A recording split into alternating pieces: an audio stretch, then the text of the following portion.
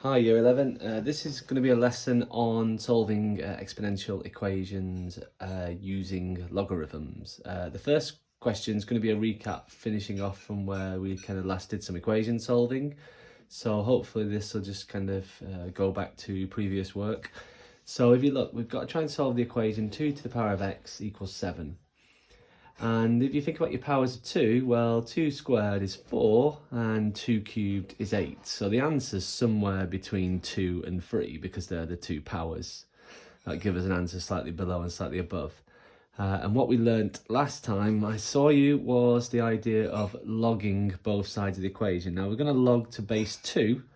And if we log to base 2, what that leaves us with on the left-hand side is x. And if we log base 2 on the right-hand side, we get an exact value of log to the base 2 of 7. But what we're going to do here is we're going to give all of our answers to three significant figures. So if you get your calculator and type that in, I get an answer of 2.81 to 3 SF. So this is our exact answer, which we like to use in pure maths, and this is our approximated answer to three significant figures. So what we're going to do now is look at some progressively more difficult questions that involve solving using logarithms. So if you look at this next equation, we've got the idea of two terms now, which both have a missing kind of power. Okay, so we've got 2 to the power of x in both terms. So actually we've got a common factor of 2 to the power of x. So if I take out my common factor, because it's common across all the terms, then I get 5 plus x equals 0. And so now what we have is we have two terms multiplied together to make 0. So what that means is either 2 to the power of x equals 0 or 5 plus x equals 0. Now at this point here, what we can clearly say is that actually you can never have 2 to the power of something equaling 0. So there's no solutions for this part of our equation, so we can just kind of cross it.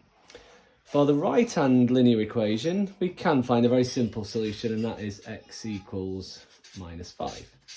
So we've got one solution to that equation there, and our next set of questions, again getting progressively more difficult again, you'll see this one doesn't have the terms common across everything, so we can't factorise it out normally. But what it actually is this is actually a quadratic function. It's a quadratic function because 2 to the power of 2x is pretty much the same as 2 to the power of x all squared. It's just written in a different form.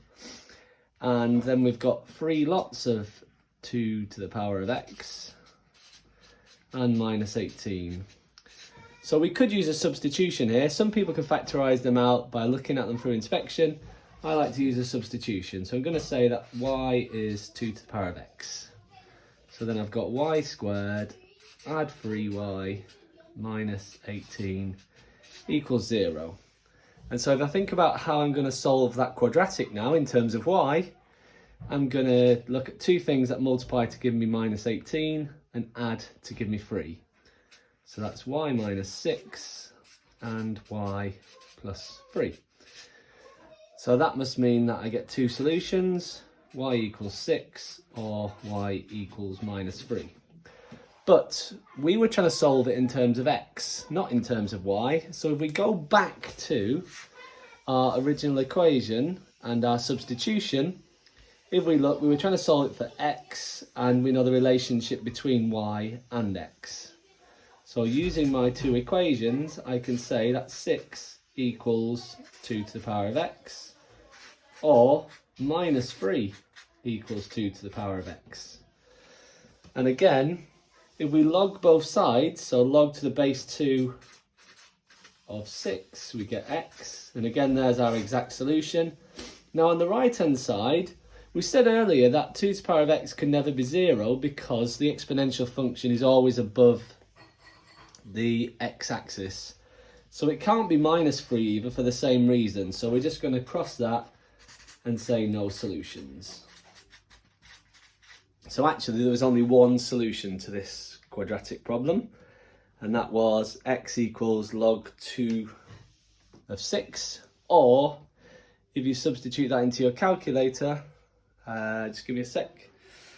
Let's get an exact value for that. So log to the base 2 of 6, and that's 2.58 to 3 significant figures. Okay, this final one, a little bit harder still. It's again the same sort of idea. We've got a quadratic equation here, only it's not equal to 0. So just like you would with a quadratic, the first thing you're going to do is rearrange it to get it in the form of something equals 0. So 5 to the power of x all squared. I've just written that in a slightly different form because it's a squared term. Minus 3 times 5 to the power of x minus 28 equals 0. And again, use my substitution on the right hand side. This time we're going to say that y is 5 to the power of x. And that gives us y squared minus 3y minus 28 equals 0. And if we solve our quadratic, so we've got y minus 7 and y plus 4 equals 0, which means that y equals 7 or y equals minus 4. And again, we've solved it in terms of y. We use our relationship to go back to in terms of x. So that means that we've got 7 is 5 to the power of x now, or minus 4 is equal to 5 to the power of x. And just as before, no solutions there for our negative 4. However, we can log to the base 5 this time of 7 to give us x. There's our exact value. Or if you want to do that to 3 significant figures, I get that to be 1.21 to 3 significant figures. Okay, so that's how we solve these quadratic problems using our logs and exponentials. Thank you.